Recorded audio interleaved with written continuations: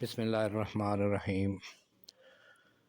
حدیث نبوی صلی اللہ علیہ وآلہ وسلم، حدیث بخاری 20,024۔ رمضان کے آخری عشرہ میں زیادہ محنت کرنا، روزے کا بیان۔